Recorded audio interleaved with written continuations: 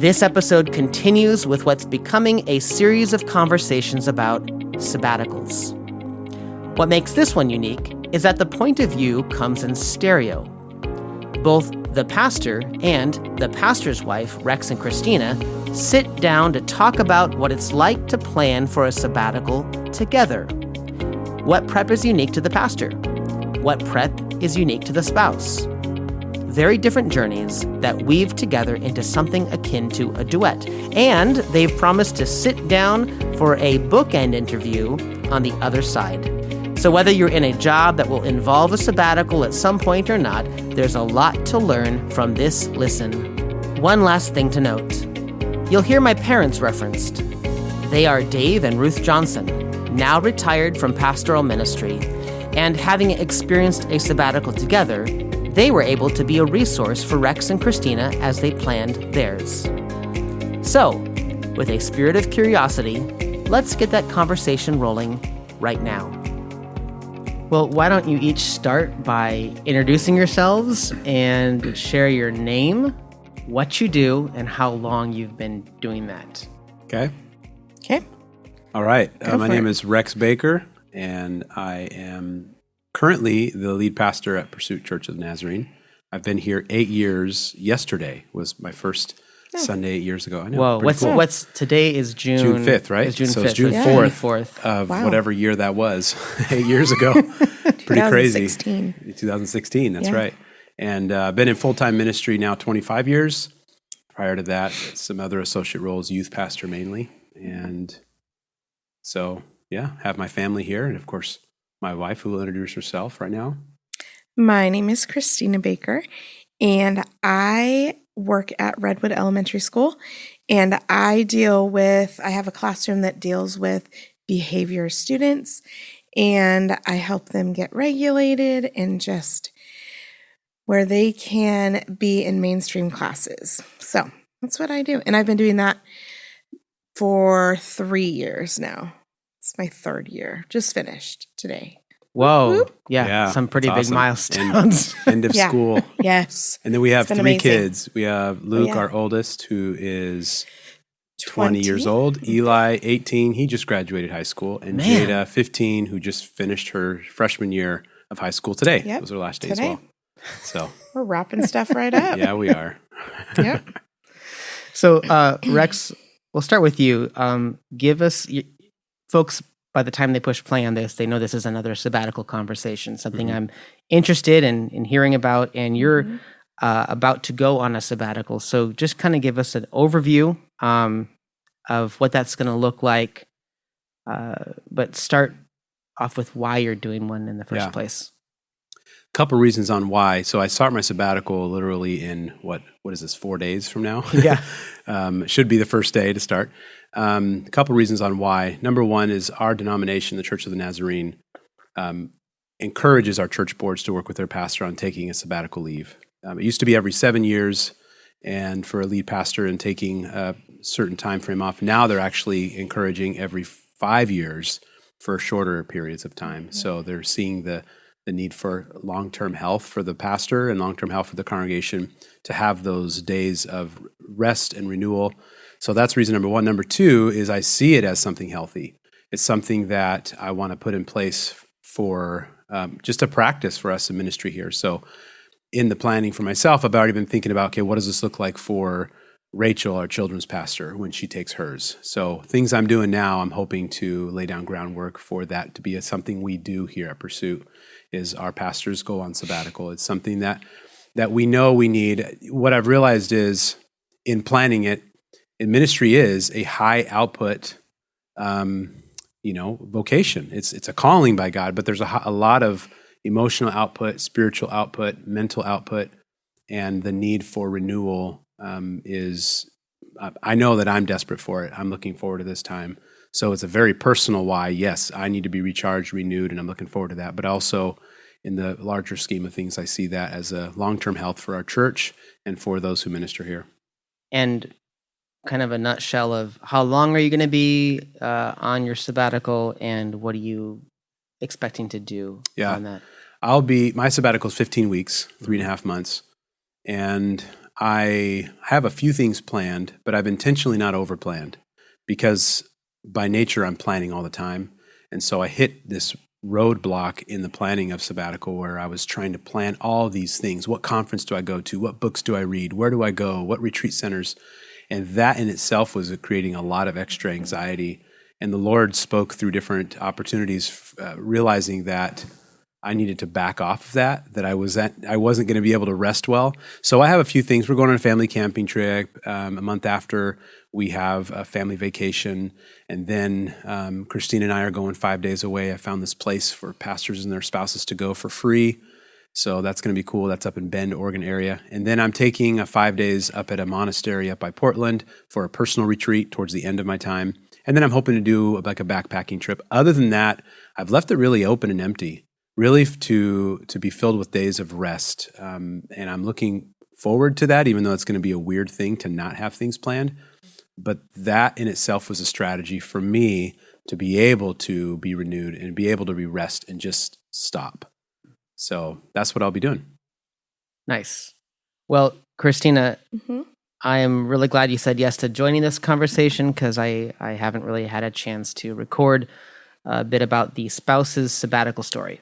So he's being set on sabbatical and you're married to him, but your job's not his job. Right. And a pastor's wife, a pastor's spouse isn't required to do everything the pastor does. So are you going on sabbatical as well?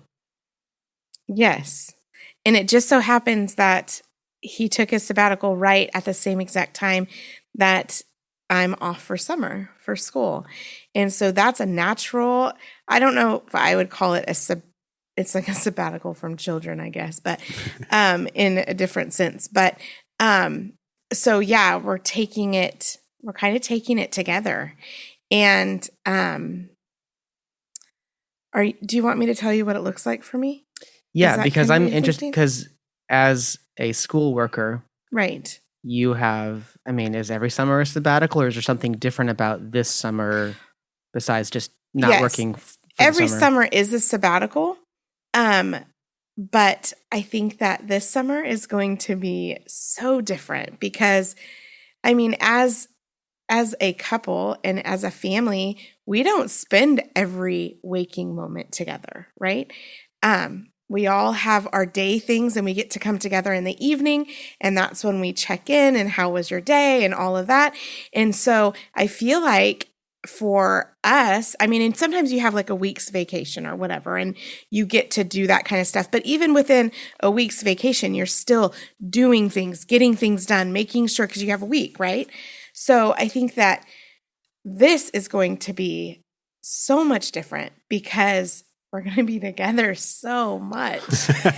And I don't know how to take for that. Worse. Yeah. No, I'm really excited about it. I think it's going to be really good. Mm-hmm.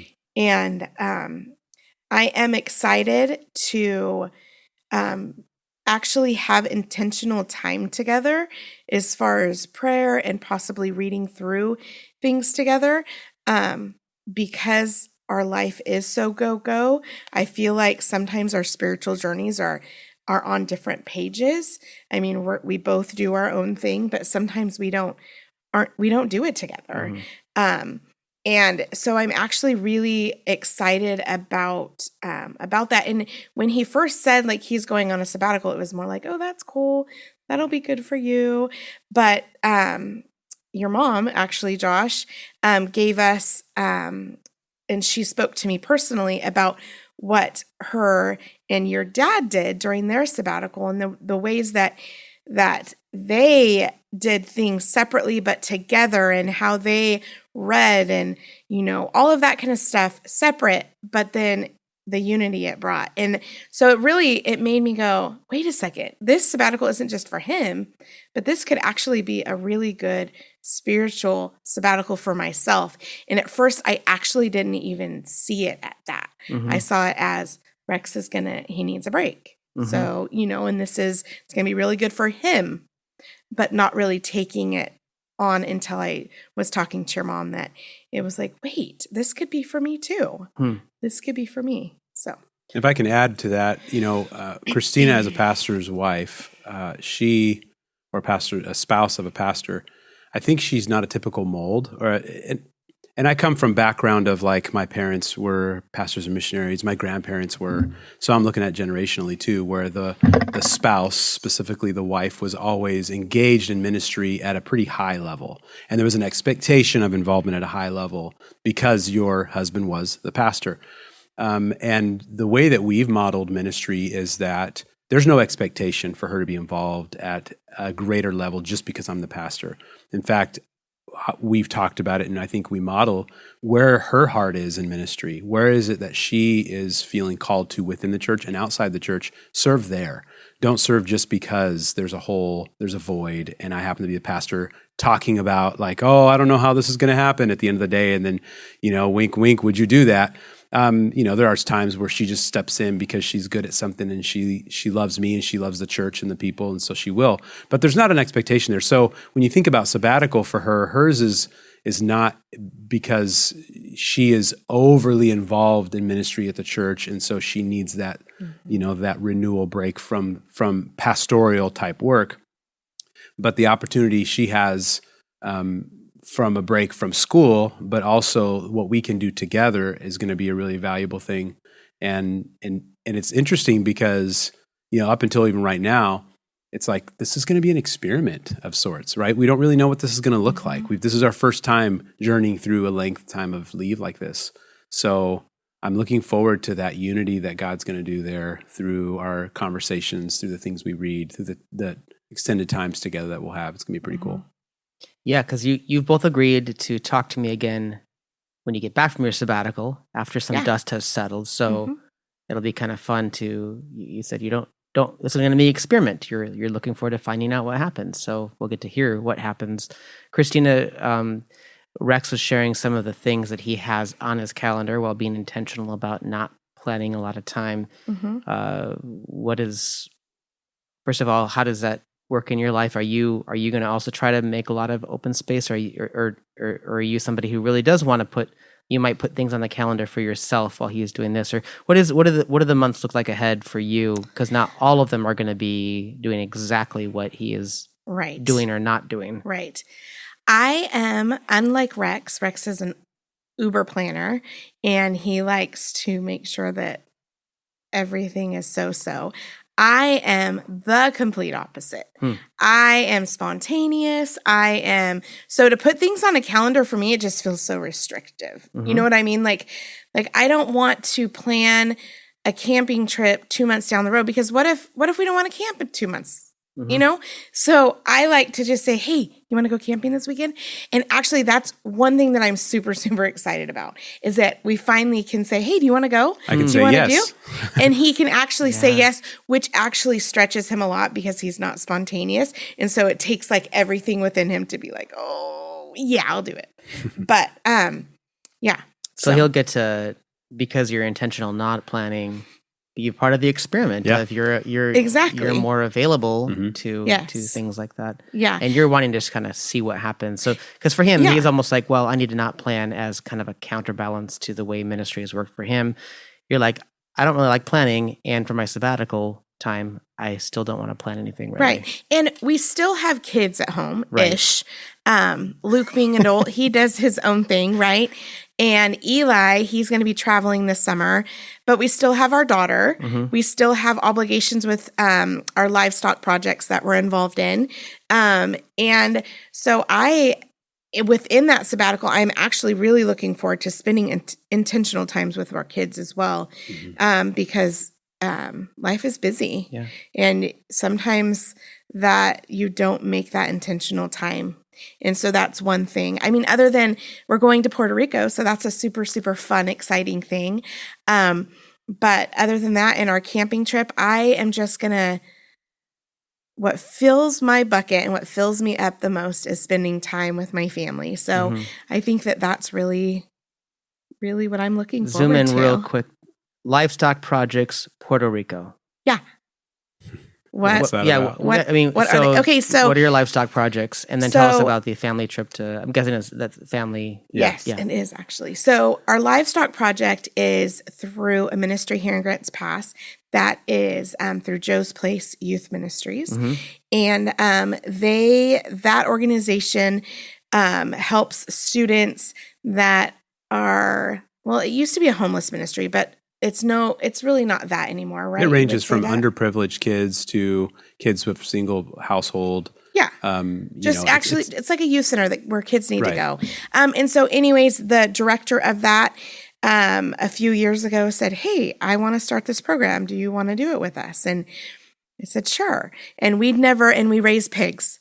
So right now we have 19 pigs on a piece of property, and Rex and I help maintain the property, make sure the pigs are healthy, giving them shots, just making sure I teach the kids how to walk their pigs and give their pigs shots and just different things like that. So that's our livestock project. And So you still need to be connecting with that. right. No, regardless. through the Right. summer. And at the end of this in August, of our livestock project, we'll be at fair. Right. And so that is part of our sabbatical as well. And again, we are people-oriented people. And so one really cool thing about this is that we get to minister and come alongside so many parents that otherwise really would never step foot in a church, or church is a big turnoff to them. And Rex and I get to come alongside of them and just be people to them and love on them just like Christ, but they don't even know we're loving on them like Christ. So that's the exciting part. So that's the livestock project. Puerto Rico, and our daughter Jada's in it. Our boys are not in the livestock project. Puerto Rico, we are all 5 going. Wow. And it is such a blessing. And we're so excited. We never even thought in a million years we'd go to Puerto Rico. Yeah.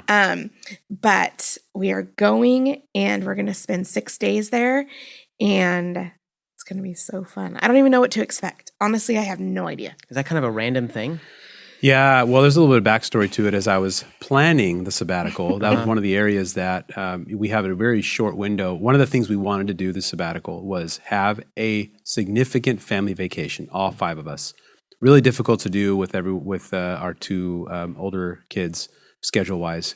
And so I was really praying about that. I said, Lord, what does that look like? So we were throwing out ideas, all these things, and I just didn't know how we were going to make it happen. I didn't know how financially how we were going to make it happen. I didn't know schedule-wise how we were going to make it happen. And it was in that time frame where I told you earlier that the Lord spoke to me and said, stop over-planning. Just give up all those things, those big ideas you have, and just see what happens kind of thing. So it was in that time frame that I was trying to plan this vacation. And I just almost threw my hands up. And in the morning time of prayer, I just said, Lord, I don't know what to do with this anymore. I'm having a hard time figuring out the schedule. I can't even see how we can do something significant other than just our camping trip, which we could do again. And it was like within that week, we got a phone call, and somebody just said, hey, we want to make a family vacation happen for you. And like, these people didn't know this prayer I had. These people didn't know even the idea that we had of going on vacation together, but God did. And so to me, I have chills just thinking about that the Lord he sees these things, and he's like, hey, my child, I'm going to take care of this when you hear my voice and when you hear my leading. And so when I gave up the control of this and said, Lord, I just don't know, I can't do this, you need to fill in the gaps, he swooped in and just provided this opportunity for us. So this vacation is literally a gift from God, gives us an opportunity to go. Can I say something else about the vacation and this couple that God totally used? It's so awesome because Rex is a planner, right? I already mentioned that. But this couple completely planned the entire trip for us. Whoa. So this is what you're doing on this day. This is who's picking you up from the airport. This is the whatever. I mean, down to like the every detail. Yeah, it's great. So even recommended the types of food on a certain day, right before travel. So we get to cool. literally pack our bags and go on this excursion that pretty literally we get to go to the bioluminescent bays. I guess there's like 3 places in the world where they have these bioluminescent bays. And so if you're not familiar with that, at night when you agitate the water, the bacteria, I don't know, it just glows. The water glows. And so they're called bio bays. And so we're going to visit one of those our last night in Puerto Rico. So it's pretty exciting. Yeah. So that's kind of what you're looking forward to. You're thinking the sabbatical is going to look like, some of the things that are on the calendar, some of the opportunities that you hope are not going to be on the calendar. In preparing for the sabbatical, what are some things that surprised you, took you off guard in getting ready for the sabbatical? You shared a bit about Rex, just the needing to be intentional about kind of letting go of some expectations for that. So that's one thing. But Kristina and Rex, just what are in the planning so far? Some things that surprised you that maybe some other folks might want to listen in on, and for me, it would be the amount of stress the sabbatical actually caused. Talk about that. So it's interesting because it's like, oh my gosh, we get 3 months off. This is going to be awesome. But watching Rex trying to maneuver it and trying to figure it all out and make sure everything, it has caused so much stress and so much tension. Not tension between us, but I don't even know if I would say tension. Well, you said you were tense in your neck because you were stressed. So well, I'm carrying a lot of stress and anxiety, and of course, what she feels it because we talk about everything and we share life together at the end of the day, and so. And is this? I'm imagining this is combined, and not just what are you going to do, but you're also thinking about what your church is going to do. Right. That's the part. That's the biggest part for Rex, I think. Yeah. Is trying to figure out all of the roles, because being a smaller church, Rex takes on a lot of roles, and you don't realize how many roles he actually took on until you go, okay, I'm not going to be here for 3 months. And it's like, oh my goodness, I have to find someone for this and this and this. Yeah. Who's going to preach? Oh yeah. And who's going to lock up the building? Right. There's all those little things, all the little extras that you don't even think of. And one time I testified in church and I was just like, this is actually becoming like a bad word in our house because it's so stressful. The S word. Yeah. Because it's so stressful. Because it's just like, oh my gosh, should we even do this? Yeah. Because is it even worth it to, for all the stress and anxiety it's causing? Obviously we know it is for the good and everything has worked out. And surprise. Do you know that? Is that the Sunday school answer? Are you at a place where you're like, no, I do know this is for the good. I do. And I'm not saying like, I never stressed about it because I'm not in it. Yeah. Right now, if I had to leave my job for 3 months, I'd be stressed out too. Sure. But to watch Rex walk through it, it was like, oh man, that's exhausting to hear, and it's exhausting to watch him do it. But wait, what did you ask me? I'm sorry. You said, I know this is all good. This is all going to work out. And then I just always Sunday school answer. Yeah. Yes. Is that what you should say, or is that where you actually are right now? No. I am so confident, and I am so confident that it's going to work out, because I can see on this side of our church, and God he just has such a way of making a plan that you don't even know he's making until you go, oh, okay, God, that's what it is. That's what it is. I mean, just by bringing leaders to our church that are grounded and that are gifted and that can be such a help to Rex to take those things willingly. Not even like, please do this. We're like leaving in a month, there's such a willingness. So you've been discovering how much you have to, trust God. You were surprised to just start making that list of things that need to be either filled in or let go of. What are some other things along the way that, as you started planning for the sabbatical, getting ready as it got closer and closer, that surprised you? Yeah, I would say, along with the surprise of how much stress it brought in planning to be away, filling the gaps for that length of time, was I think I know what the Lord is up to, and this is what's surprising me, is that my leadership style, not my leadership style, the way I lead is probably going to need to change when I come back.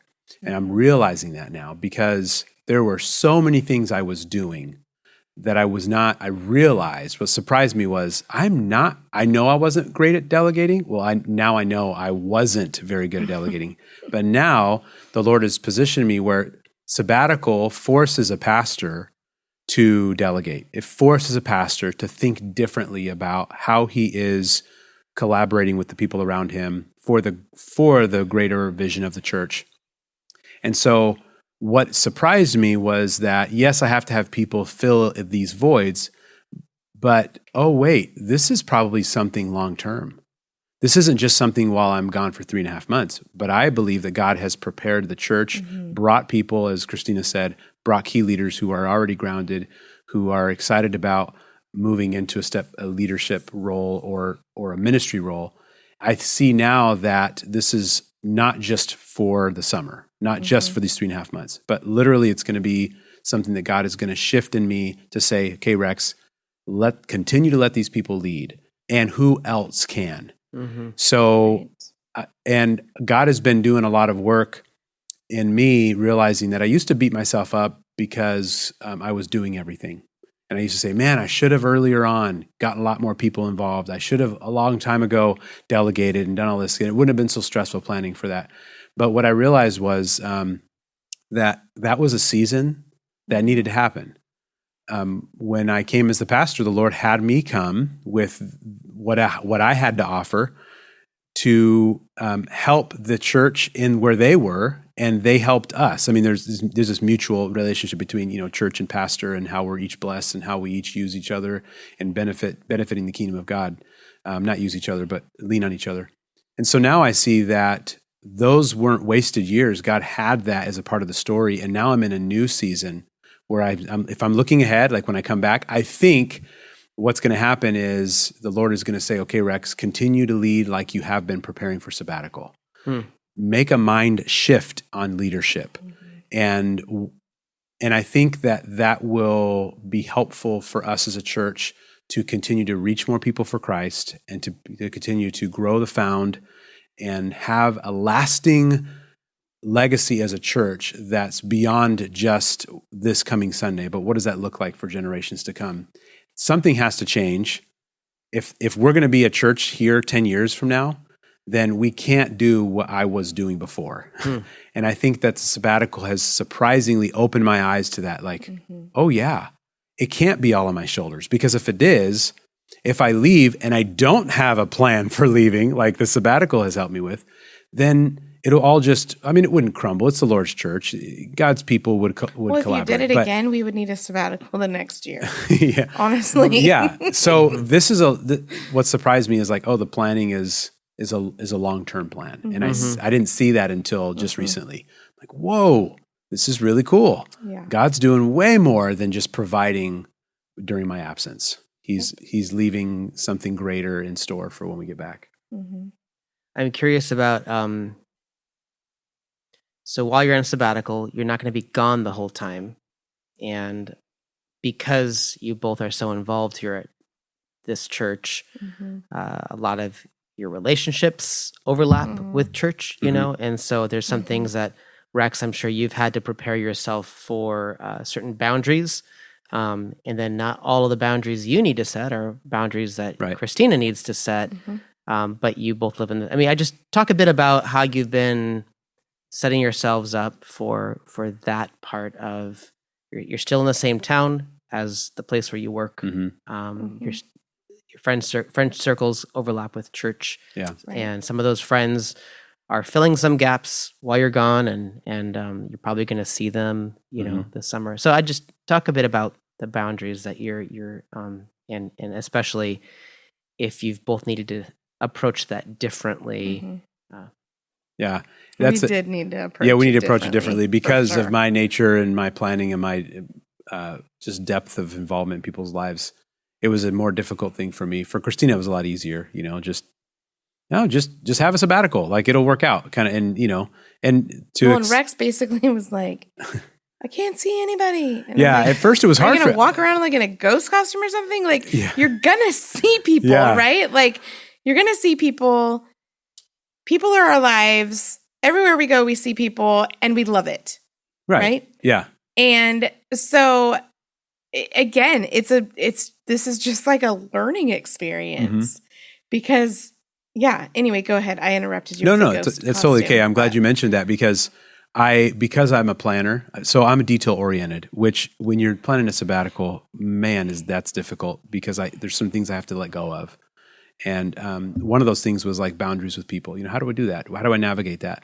There are people that I talk to, that I minister to through text and phone call, right? And so how do I say, I'm not going to engage in these conversations with you for the next 3.5 months? How do you say that? They wouldn't understand that level of like my not involvement in their lives in that level. So I've done some things. I'm still wondering what that looks like. Like I just did my phone is going to have 2 numbers, right? I'm going to have a primary number that's going to be shut off, which everybody has. And then I'm going to have a secondary number that's shared with friends, emergency contact for the church, and for my family.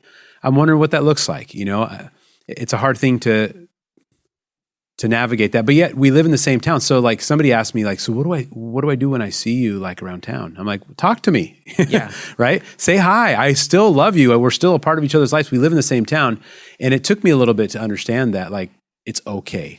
Like sabbatical doesn't mean that you are going to live on another planet and not see anybody at all. But God's going to use the relationships you have as a part of your rest. It's just going to look a little different. Well, I think that in planning it too, a lot of the books and a lot of the things that he was reading and a lot of people would be like, oh, me and my wife, we left town for 3 months and we weren't even around. We had to just completely get out of here.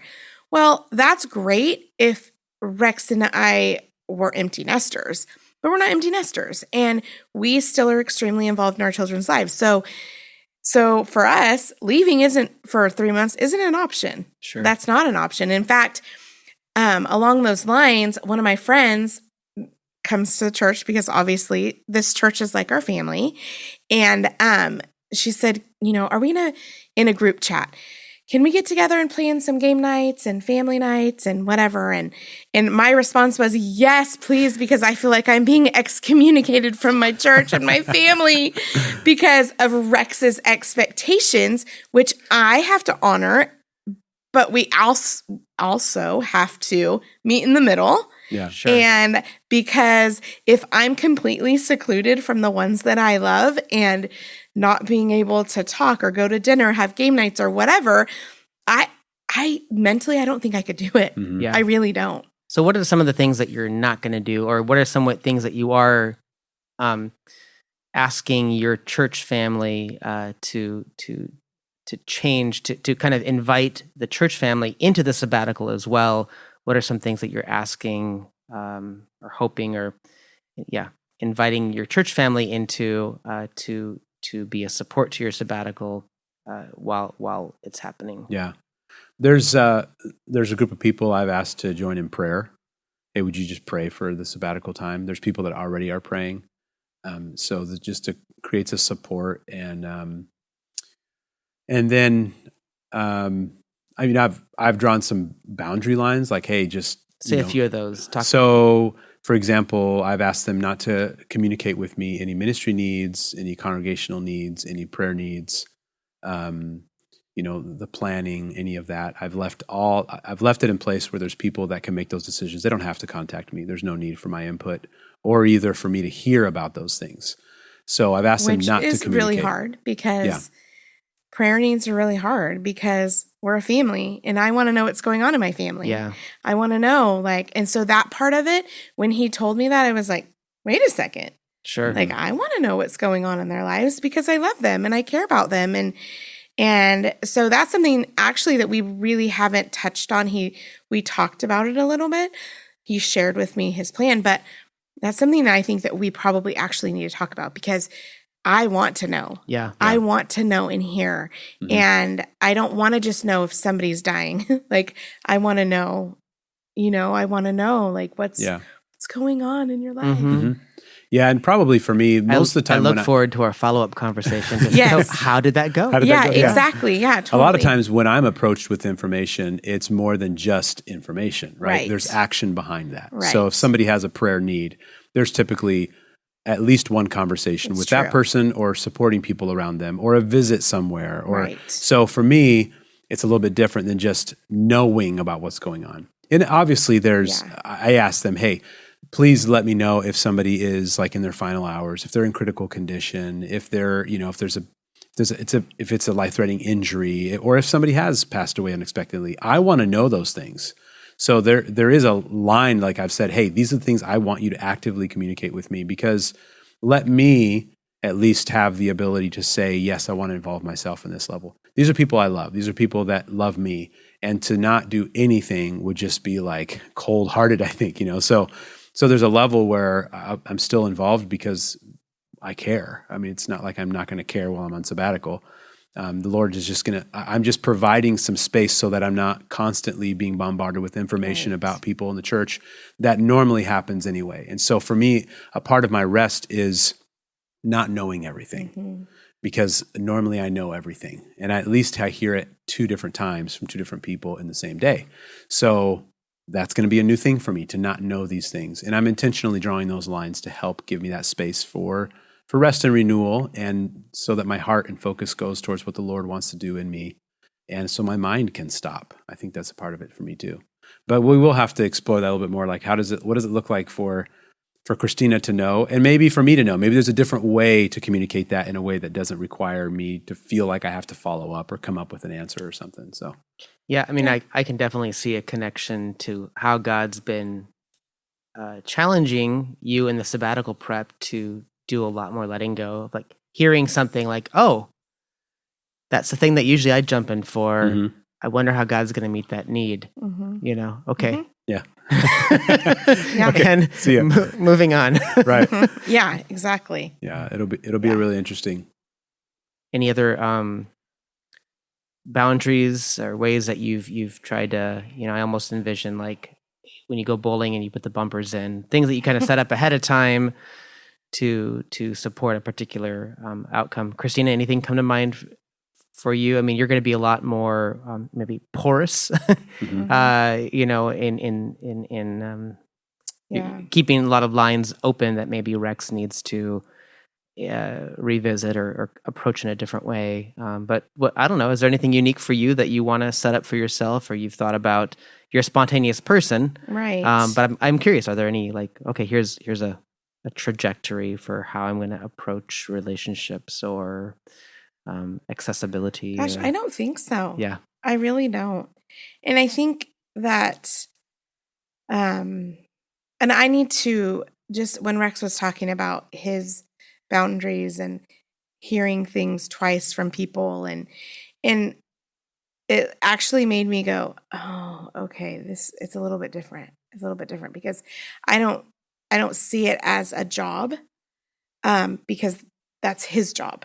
Yeah. Right. I hear it and I'm able to pray for it, but I don't live it like he lives it. So I think that going back, and we'll probably have to really, I'll have to honor some things that I'm a little like, wow, I don't know about that. I'm gonna have to honor that for him to fully embrace the sabbatical and get everything he needs, the rest that he needs out of it. But as far as like structures and stuff, I don't. Yeah. I think other than those things, we're leaving it pretty open-ended. Yeah. We live in a small town, and we know that. I actually am super excited to do this at the end, because I'm like, ooh, how's this going to end? Yeah. Because what's this going to look like? Yeah. Because I wonder, probably throughout our time, we'll probably come up with different things, or, you know, I don't know. Kind of looking at that, putting yourself out there, the hypotheticals are not a great place to live, but, looking on from the end of your sabbatical, looking back, Kristina, what are some things that you would hope to see happen in Rex's life? And I'd be curious for you to also for Kristina, but yeah, what do you hope happens in Rex's life during this time? There's a lot. Yeah. I would love to see Rex actually rest. When was the last time you saw him rest? Like, what did that look like? And there's crickets. Rex, cue the cricket. That was my turn. Yeah. Legitimately rest. I honestly can't tell you, Josh. Like, Do you know what it looks like when he rests? Like, besides sleeping? Well, because you're contrasting it. You're saying I look forward to seeing him actually rest. So maybe you have a visual of what it looks like for him to rest. So maybe you've seen it in the past or seen moments of that. Yeah, I think for him, well, when we don't have an extended amount of time, it's going away to backpack or it's going away to fish. Those are times that he relaxes. Or in the morning time is really the only time I see Rex actually like stop and chill. Rex in repose. Yeah, that's it. And other than that, and actually, there's a joke my daughter always says, because one day we were getting ready for something and we're like, where's Dad? We're ready to go. And Rex said, I'm just doing a little project. And Jada goes, you're always just doing these little projects. And so every time we always just say, oh, no, I just have to do this little project. We're doing projects. And so his mind does not stop. Yeah. He does not stop. And I think for his mental capacity or his mental state, his physical state, it has to happen. Mm-hmm. It has to happen. Because if it doesn't, it's not going to end well for him, for his health. And yeah. So you look forward to, you want to see rest happen. I do. In his, I do. Yeah. Anything else? You said you had a whole lot, but maybe that was the first one that came to mind. Yeah. I think I say I have a lot, but I think it's all wrapped up in that. And I'll ask him sometimes, like, do you ever just like feel like, man, I just want to sit here and do nothing? And you just can't do it. You just can't do it. And it's part of him, but it's also, I feel like, part that's been trained. Mm-hmm. He's been trained to do that. Not by somebody, but just with his expectations of himself. Mm-hmm. And I'm really excited to see how God will continue in the future to use a sabbatical to teach him that he doesn't have to do it all. And our God is so big and so good that he's put people in place to do it. Just like he was saying, easier said than done. Mm-hmm. But yeah. You're looking forward to seeing Rex rest. I am very much looking forward to that. And playing a game. Let's just play a game for the afternoon. Let's do nothing, right? Like, let's just be home. Like, I have this envision of like making dinner together and doing all these things. Although when we make dinner together, he like walks in circles because he doesn't, or it takes him like an hour to slice lettuce. And that's just part of the banter, right? I'm learning to rest. Just slicing lettuce is a way I get started. Cooking class could be incorporated into. Yeah, it could. Like things like that. That'd be so fun, actually. Anyways, so those, I just am excited to see him rest and for us to spend some quality time together. Mm-hmm. Where he's not going, hey, baby, you think on Sunday we should? What if we did? What if, I need a text. So, yeah. Yeah. Mm-hmm.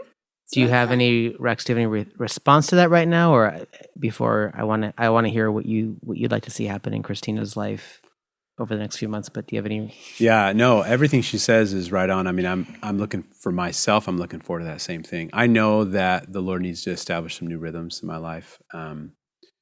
Just in preparation for the sabbatical, Lord brought a couple books about Sabbath, and I have not been keeping a good Sabbath regularly. I haven't had a good practice of that. What books are standing out? Just There's one called 24/7. What's the last name? We can Google it. 24/7, and it's a wonderful book about that rhythm of Sabbath and how God has really designed it for us to on so many levels, for our health and well-being, and also for our ability to worship the Lord and be thankful for what he's doing and trust him in that day. And there's a difference between a day off and a Sabbath. And so I've oftentimes just allowed my Sabbath to be an extension of my day off and get stuff done. And so I need to learn a new rhythm of what does it look like when I am Sabbathing on that day. How am I honoring the Lord by honoring my own mind and body and letting rest happen and not doing so much on those days? So I'm looking forward to a new rhythm of that. I want to learn how to rest well. I want my mind to shut off. I would love it. And so I'm looking forward to that for me. So my mind can shut down and that I could really have a healthier Rex. So I see this as a really timely time for me. And Kristina sees it, so she can speak right at it, like she just did right there. She's like, yeah, this needs to happen. And I agree. There's nothing there that I'm like, what are you saying? You know, it's like, yeah, it's true. We talk about it. And so I'm looking forward to that. Was there another book you wanted to throw out? You said books. I didn't know if there's one or two. Or... You know what? I did say books, and the other one I haven't finished, but it's they talk about Sabbath in there. It's Leading on Empty. Okay, is a great one. Okay. He talks a lot about what that looks, some balance in there. So it touches on the Sabbath there. So those two. So expectations for Kristina, what I'd like to see happen with her. You know, honestly, she know when in context of rest, in context of Sabbath and sabbatical, she teaches me on that. So if she continues to do what she does, and I can follow some of the ways that she already models that, would be good. So if she can keep doing that, and then I can lean into that a little bit more and be like, yeah, this is okay. This is okay to, you know, just sit here longer or watch another episode, right? Then I should probably just lean into that. But nothing comes to mind where I think, you know, overall. Another episode of what? Of what? What is it going to be? What are we going to watch? He's the TV watcher. Okay. I'm not the TV watcher. I mean, I'm a Gilmore Girl watcher. Okay. Yeah, so when nothing else is on, Gilmore Girls is, right? Yeah, he's and I get sucked into that show. Another episode of Gilmore Girls. Yeah. Okay. So that'll be it, I guess. New Amsterdam, baby. That's what you like. Oh, not anymore. Now it's no, not New Amsterdam. The Resident. The Resident. Sorry. Yeah. Okay. Luke and I are watching that right now. Nice. Yeah. Kristina, do you have anything to respond to that? Like, as far as he says, you just keep doing you. Yeah, we balance each other out really in those ways, I guess. Do you have any? You mentioned as you're kind of looking towards the what ifs of the sabbatical, reading a book together. Is there a book that you want to read together, or that's on the shelf, or you just kind of like, sure, let's do that, let's try that. That's what I would do. Okay. I'm not a planner, so if Rex said I think we should read this book together, I think that I would read the book with him. I'm also not a huge reader. It's not something I love to listen to books. Podcasts are my jam. I love that. So maybe something like that. But yeah. Is there any, are there any questions that you wish I would have asked you so that you had the chance to answer them, or any comments or thoughts that just didn't find a place in the questions that I asked you, but are relevant to our conversation? If you would ask me in your planning of sabbatical, what would you do different? I would probably respond with, don't compare others' plans with what you're trying to do. That's a big one. Yeah, because I would put my sabbatical planning in somebody else's box, like this is what it needs to look like, and I'd fight against that instead of just how the Lord is guiding my sabbatical planning on our end, like on what I'm doing on sabbatical, and also on what does it look like for the church. We're all unique, and God's made us that way. There are great helpful resources and great guides and great things, but I probably would grab one or two things and say, this is going to help me move towards sabbatical and planning rather than more. Because I think when I did that, I was hearing too many voices on what planning looks like. And honestly, I'm sorry, Josh, go ahead. No, I mean, the little that I know of Rex, like, and what we've learned in this interview is you want to do things right. And so you went out and grabbed everything. Yeah. Right. So you would probably encourage someone to, hey, don't feel like you need to know everything about a sabbatical to get it right in order to, What were you and that's say? exactly what I was going to say. Yeah. Don't even get a book on it. Like, don't read about it. Yeah. Create your own sabbatical. Yeah. Create your own story within the context of your own life. You don't have to do what everybody else did or does, because you can't fit into somebody else's mold. The dynamic, though, I could see at play in the struggle for maybe a pastor listening to this who is gifted a sabbatical, whose congregation says, we want to do this to care for you. We would like you to take a sabbatical. Then there is that sense of, well, you want to be a good steward of that time. Right. And so maybe the Kristina saying, just do whatever, it's like, well, Maybe, but you also want to, I can hear that, like, you do want to think through it, and you do want to let your congregation know, I'm thinking through this, Yeah. and I am going to. That not is true. just- That is true. But if you're an overthinker, Sure. then in a comparer, and because Rex is a She's looking at me, but those listening, she's comparer. glaring at the one who compares. The one who compares. yes. So to others. yeah, exactly. And this isn't a dig on Rex at all. This is just, we're just being open and real here. And I think that just do, yes, you want, and he was very much like, no, I have to plan it out because the church is gifting us this. And, and I 100% agree with that and believe in that.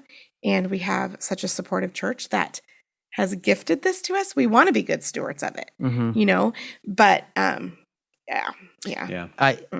I've been able to talk with you a few times as we've planned for the sabbatical.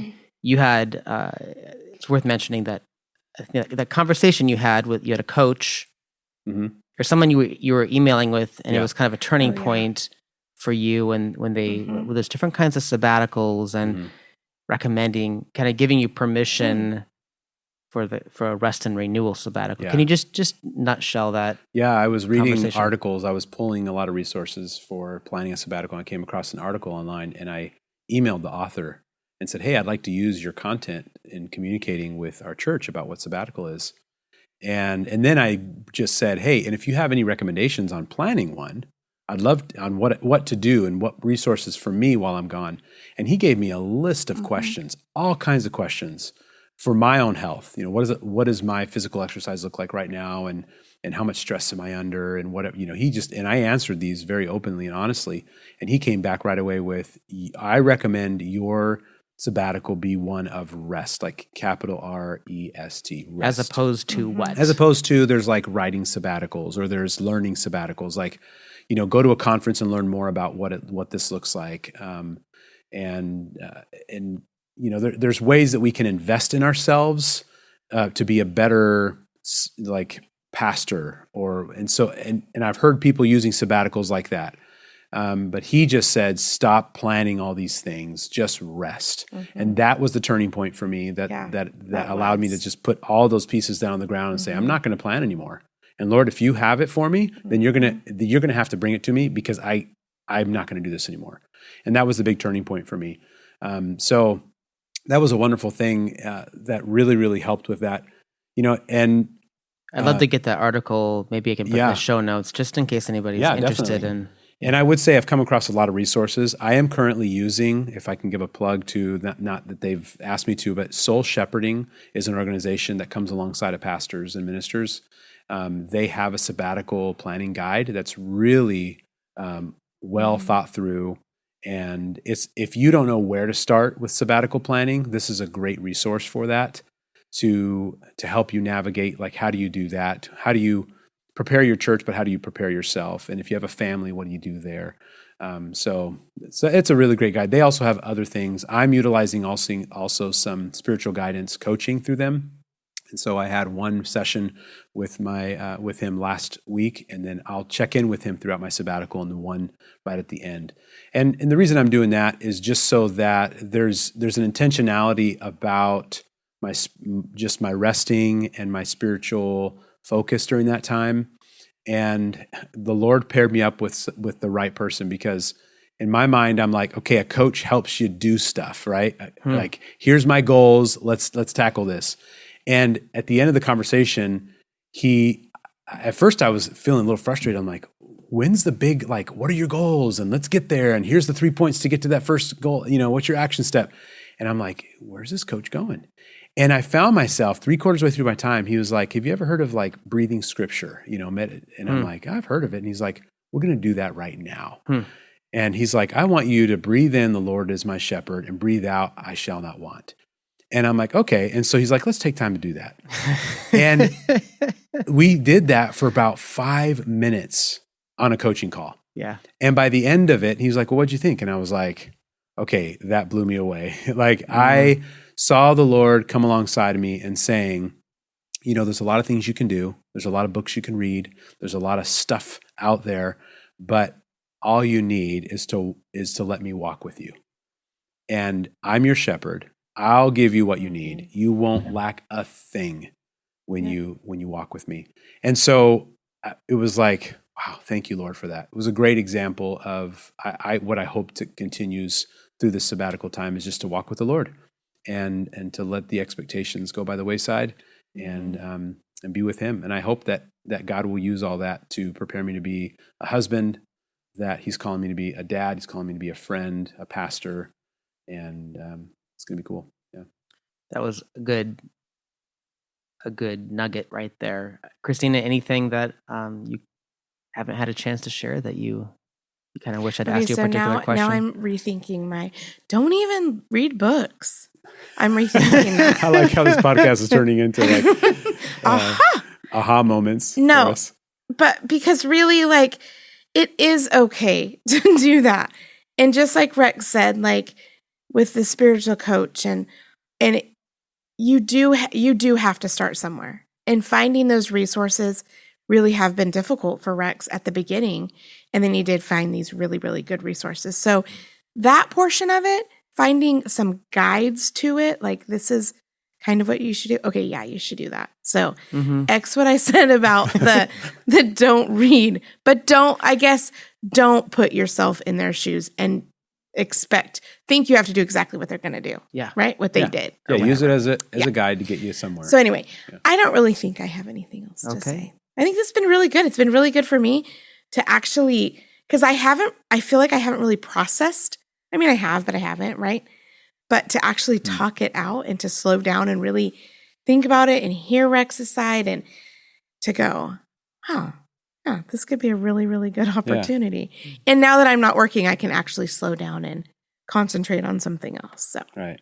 Yeah. Yeah. So on that note, Josh, thanks for the questions and because this moment isn't just for other readers, but it's also for us. Like God's been using this right here to actually strengthen our view of what the sabbatical looks like and align us a little bit more just in this conversation. I think that's kind of cool. So, yeah. It's been fun for me. I never know who's going to listen to this stuff, but I like to find great stories and just let's put them out there. And this is a great opportunity for folks to listen to a couple talk about sabbatical preparation. And so thank you for saying yes to that. And thank you for letting me plan on getting follow-up conversation when this is done. So yeah, I look forward to that. Yeah, thanks, too. Rex. Thanks, Kristina. Yeah, you're welcome. We'll catch you on the flip side. All right. That's right. 3.5 months later. Let's see what happens. See if we're still alive.